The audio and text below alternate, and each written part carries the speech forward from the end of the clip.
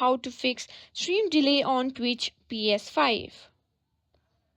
Now, what you need to do is go to the PS5 dashboard and navigate to the settings menu. Select captures and broadcast and then select broadcast settings. Ensure that the use HDCP option is turned off to allow streaming. Now, open the Twitch app on your PS5.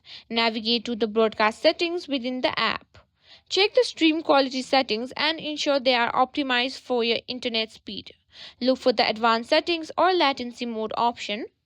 Explain or choose low latency for minimal delay, but ensure your internet connection can handle it without buffering. Now start a test stream to Twitch using your PS5.